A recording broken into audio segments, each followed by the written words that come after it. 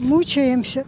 И так каждую осень. В этом году добавил хлопот чересчур теплый ноябрь. В 2016-м в это время пешеходная переправа в местечке Алешино уже вовсю работала. Сегодня столичные чиновники не могут назвать даже приблизительных сроков ее обустройства. Чтобы дорожка жизни появилась, толщина льда должна быть не меньше 12 сантиметров. Было выявлено, что толщина льда недостаточно. То есть в отдельных местах есть 3, 4, 5 сантиметров. Со стороны Ситкыркича практически 10 сантиметров толщина льда.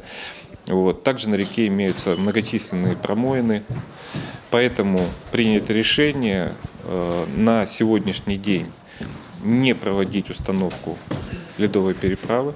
На берегу дежурят 2 катера на воздушной подушке. Вот только перевозить людей они не могут. Одно судно принадлежит Сыктывкарскому горводоканалу и доставляет с большой земли продукты. Второе – на балансе республиканских спасателей. Они на круглосуточном дежурстве. Перевозят только специалистов экстренных служб.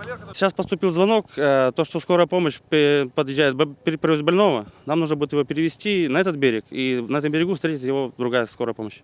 А как нам быть, спрашивают местные жители. Пешком через реку опасно, техника не перевозит. В администрации, конечно, выдают справки тем, кто не может попасть на работу. Прогулы им не ставят, но ведь и зарплату не начисляют. А потому многие остаются на большой земле и ищут себе временный кров, где придется.